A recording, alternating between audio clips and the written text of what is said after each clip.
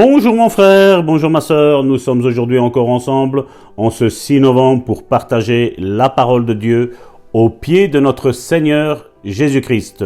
Amen. Soyez puissamment bénis. Soyez bénis. Au nom de Jésus. Amen.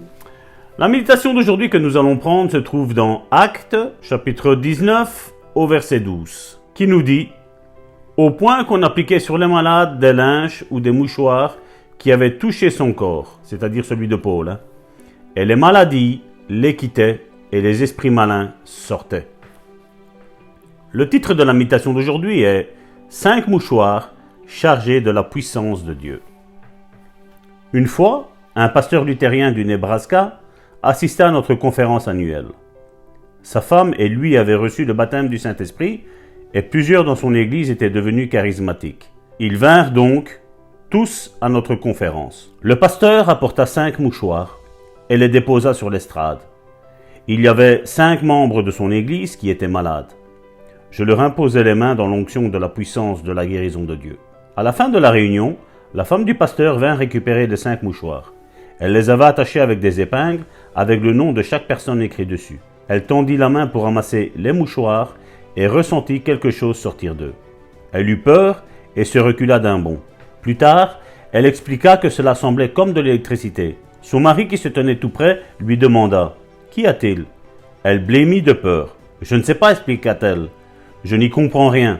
J'ai commencé à ramasser ces mouchoirs et quelque chose en est sorti. Cela a traversé mon bras comme de l'électricité. » Le pasteur luthérien expliqua « N'as-tu pas entendu ce qu'a dit le frère ? C'est la puissance de la guérison de Dieu. » Il s'empara des mouchoirs et les ramena chez lui. Il donna un mouchoir à chacun des membres de son église qui étaient malades. Et tous les 5 furent guéris. Nous devrions nous attendre que ce qui se passait à l'époque de la Bible se passe encore aujourd'hui. La puissance de Dieu est la même aujourd'hui. Mais les fidèles laissent l'onction de guérison à Jésus et à l'église primitive. Ils se disent « Jésus pouvait le faire, c'était le Fils de Dieu. Paul pouvait le faire, c'était un apôtre. Et Dieu alors ? Est-ce le même Dieu de la Bible que nous servons ? Bien sûr que oui. Il ne change pas. Il est toujours un Dieu qui guérit. N'oubliez pas, un de ses noms est Yahvé Rapha. Je suis l'Éternel qui te guérit. Amen. Vous voyez mon frère, ma sœur, encore ici, encore un excellent témoignage. Vous voyez mes frères et mes sœurs, les gens font de la superstition en disant voilà, c'est quelque chose de magique, voilà, c'est quelque chose de je ne sais pas quoi. Mais la Bible nous dit que l'apôtre Paul le faisait. Donc, pourquoi nous ne pourrions pas le faire ? Depuis le début que je me suis converti, j'ai toujours entendu dire que l'Église évangélique faisait ce qui est écrit dans la Bible. Mais vous savez, ça m'a rassuré au début, mais puis quand j'ai vu faire les personnages qui étaient là à la tête de ces églises, je me suis dit, mais tout qu'on fait, c'est comme de la manipulation. On dit qu'on fait comme la Bible, mais pour finir, ces choses qui sont écrites dans notre Bible, pour notre enseignement, la Bible nous dit, on n'y croit plus trop. On les a laissées de côté. Et il est vrai que mon épouse et moi, depuis le début, nous avons cru que le Dieu de la Bible était le même. Il ne change pas. Ce qu'il dit ou ce qu'il disait, il le fait encore aujourd'hui. Parce que la parole de Dieu est immuable. Elle ne change pas. D'ailleurs, un psaume le dit, c'est le psaume 119, quand vous lisez, c'est un des plus longs psaumes, que sa parole reste éternelle. Elle ne change pas. Vous savez, ce monde crée des lois, et puis un autre arrive et il change ces lois. Mais vous savez, dans le royaume de Dieu, je ne parle pas dans le royaume terrestre, je parle dans le royaume de Dieu, Dieu a établi des lois et ces lois ne changent pas. Dieu ne s'amuse pas toutes les 5 minutes à changer ses lois. Ces lois sont des lois qui traversent tous les âges, qui traversent toutes les cultures, qui traversent tout ce qui appartient à ce monde. Elles ne changent pas. Les hommes changent. Les hommes qui pensent connaître Dieu changent. Mais quand tu as une révélation, mon frère, ma sœur, de qui est Dieu, de qui est Jésus, de qui est le Saint-Esprit, tu n'oses rien changer de la parole de Dieu. Tu appliques ta vie, mon frère, ma sœur, à ce que la parole de Dieu dit. Nous devons prier tous pour avoir la révélation du royaume de Dieu. Nous sommes en train de faire une étude au sein de l'Église qui a démarré il y a plus d'1 an et demi. Et c'est tous les dimanches, elles sont disponibles sur SoundCloud. Et si vous regardez, nous prêchons le royaume de Dieu. Dieu n'a pas changé. La prédication des hommes change la parole de Dieu. La prédication des hommes manipule la parole de Dieu. Mais la parole de Dieu ne se manipule pas.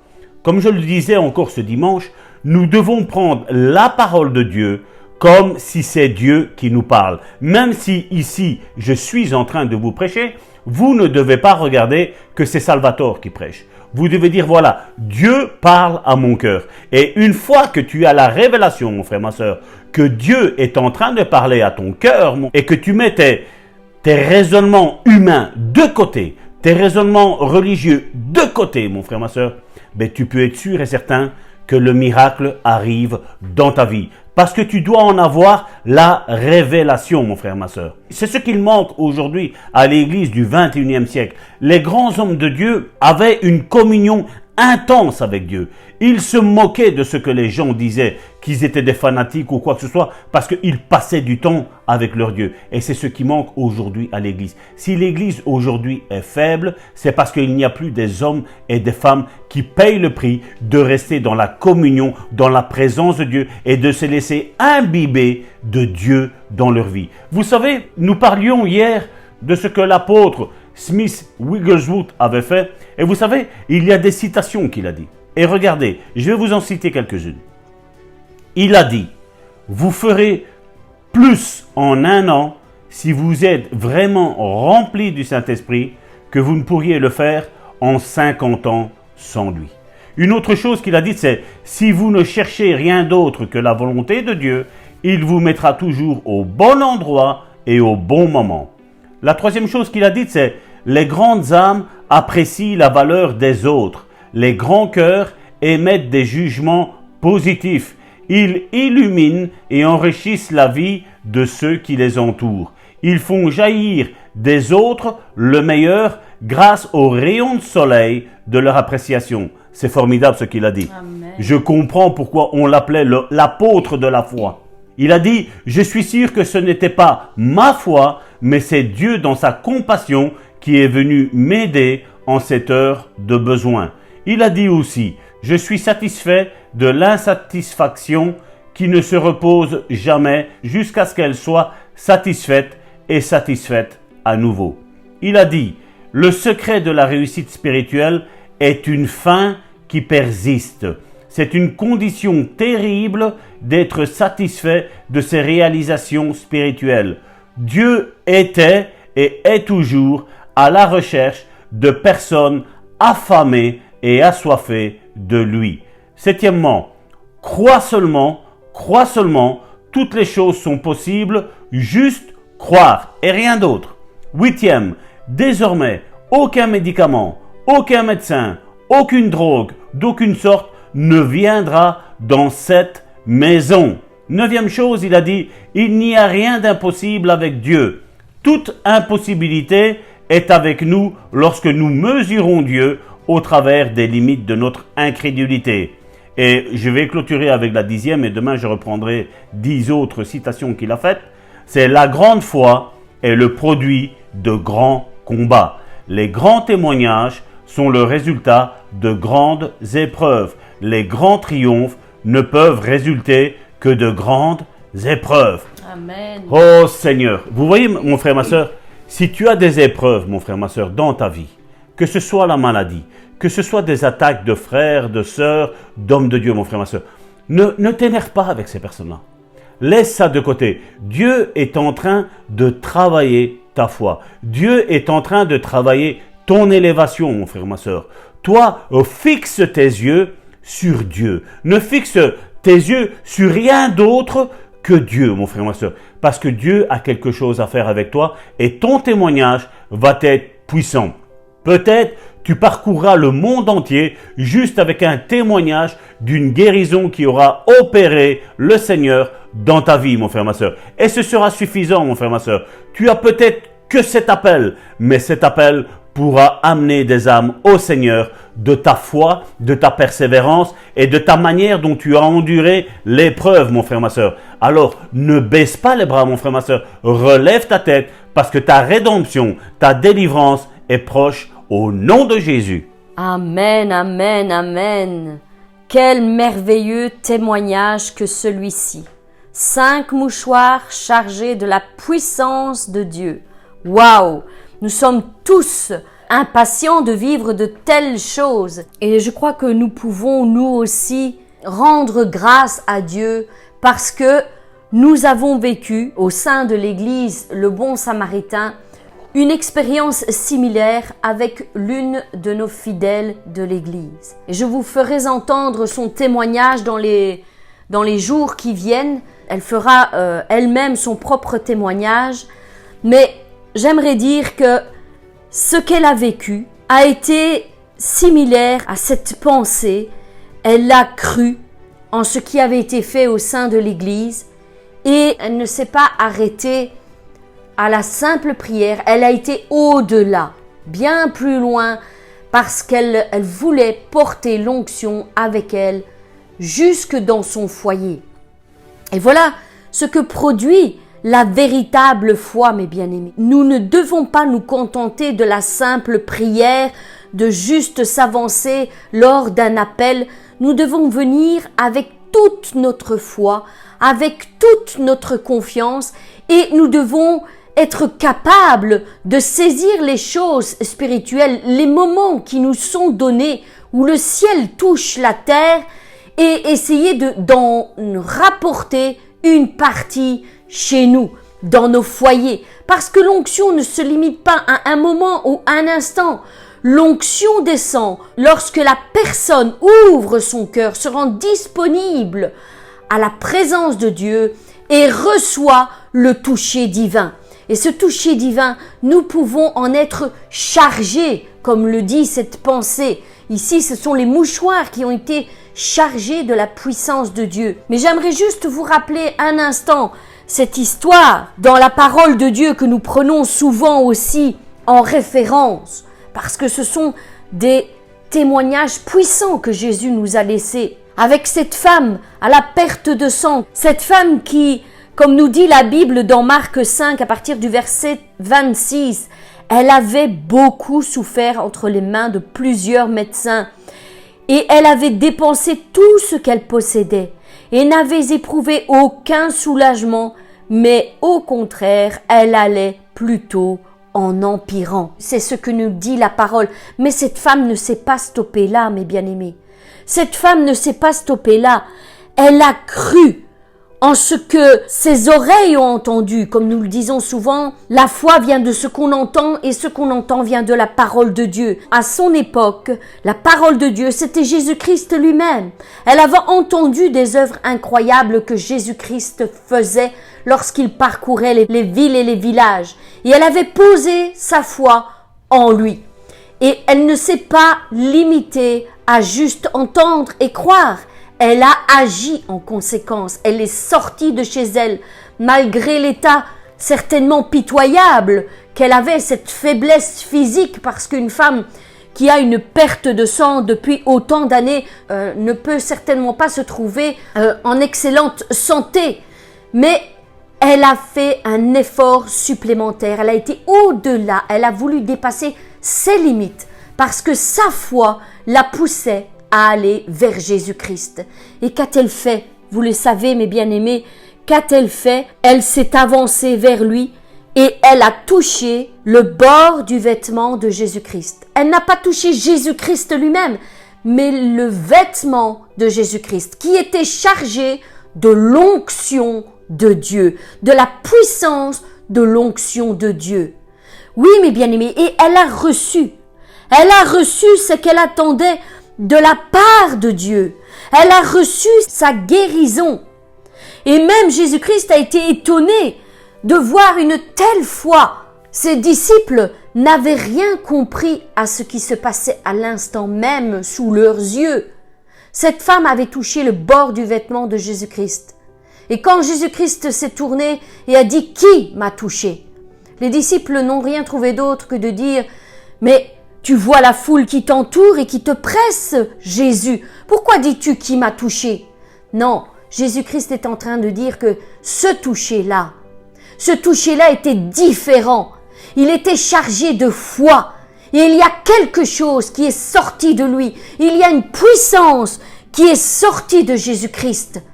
Parce que la foi de cette femme dépassait toutes les limites que Jésus-Christ avait déjà vues autour de lui. Et lui dira, va, ta foi t'a sauvée, ma fille. Amen. Ta foi t'a sauvée. Cette foi que tu as posée en moi, en disant, si je puis juste toucher le bord de son vêtement, je serai guéri. Voilà la déclaration de sa bouche, mes bien-aimés. Et nous devons faire, nous aussi, ce genre de même déclaration. Nous devons, nous aussi, nous mettre dans cette attitude de foi, mes bien-aimés. Nous devons monter par nos prières dans les lieux célestes et toucher le bord du vêtement spirituellement. Le bord du vêtement de Jésus-Christ. Atteignez cette dimension de foi, cette dimension spirituelle, et vous verrez si les choses ne vont pas changer dans vos vies. Ce Dieu-là est le même hier, aujourd'hui et éternellement. Il n'y a pas de changement en lui. Ce qu'il a fait par le passé, il le fait encore au jour d'aujourd'hui et il le fera encore pour chaque personne qui place sa foi véritablement en lui, qui ne se limite pas aux choses visibles, qui ne se limite pas à ses émotions et à ses sentiments, mais qui sait monter dans les lieux célestes, dans un face-à-face avec le Dieu Tout-Puissant, en lui demandant « Seigneur, je crois en toi, je crois aux œuvres que tu as accomplies sur la croix, je crois que tu as acquis ma guérison par l'œuvre de la croix et maintenant je veux la recevoir. Et je ne quitterai pas ma chambre tant que tu ne m'auras pas béni. » Amen. Soyez violents, mes bien-aimés, soyez violents dans les choses spirituelles. Ne lâchez pas, soyez déterminés. Et je suis certaine qu'il y a des choses incroyables, des choses que vous n'auriez jamais pensées qui vont se passer dans vos vies. Et nous voulons faire ensemble cette bonne déclaration. Dieu ne change jamais. Non, Amen. Il n'y a aucun changement en lui.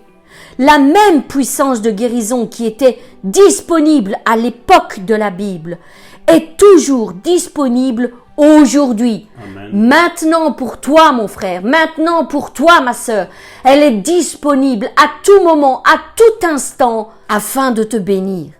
Et cette puissance a le pouvoir de chasser toute maladie et toute infirmité dans nos corps. Oui, c'est une puissance surnaturelle que seuls ceux qui ont la véritable foi peuvent acquérir. Et mes bien-aimés, je sais que vous êtes remplis de cette foi. Je sais que vous vous êtes avancés devant le trône de la grâce aujourd'hui. Un pas de plus, mes bien-aimés. Aujourd'hui, c'est le jour de faire un pas de plus vers ce Dieu incroyable et de recevoir ce que vous croyez. Qu'il soit fait selon ta foi, a dit Jésus-Christ, et je crois que ces paroles résonnent encore dans les lieux célestes aujourd'hui. Qu'il soit fait selon ta foi, mon frère. Qu'il soit fait selon ta foi, ma sœur. Mais quand Jésus-Christ reviendra sur la terre, est-ce qu'il va trouver la foi? C'est cette question qu'il nous pose. Est-ce qu'il va trouver la foi en toi, mon frère? Est-ce qu'il va trouver la foi en toi, ma sœur? Eh bien, moi, je vais répondre oui. Parce que ces émissions de foi et guérison sont là pour vous aider à acquérir cette foi nécessaire pour que vous soyez prêts à recevoir non seulement maintenant votre miracle, mais aussi pour le jour où Jésus-Christ reviendra. Vous serez prêts, mes bien-aimés.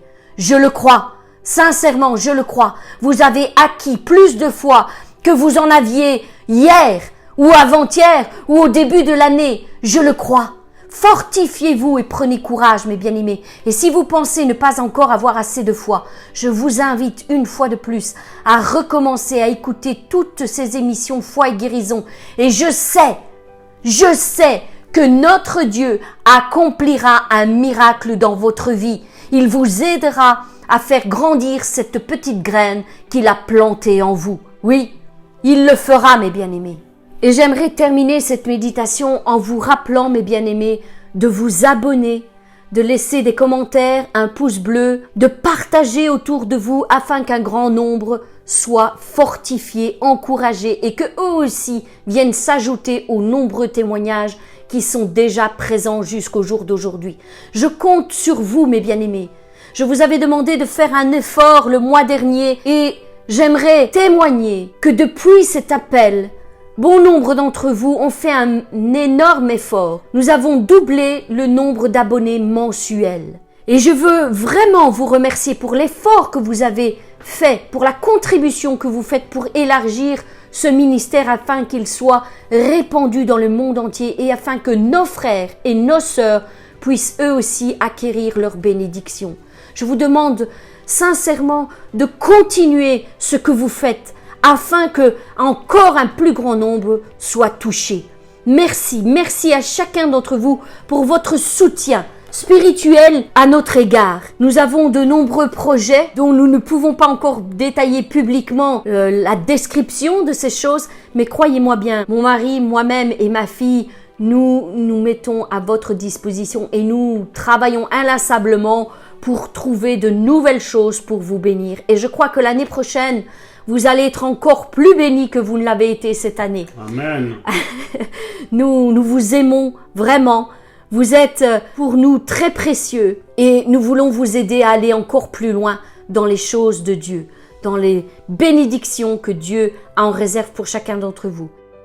Je vous souhaite encore une excellente journée dans les bras du Père et je lui dis déjà merci pour tous les miracles qu'il va accomplir aujourd'hui dans vos vies, dans vos foyers, dans vos corps. Soyez bénis abondamment, infiniment et bien au-delà de tout ce que vous pensez.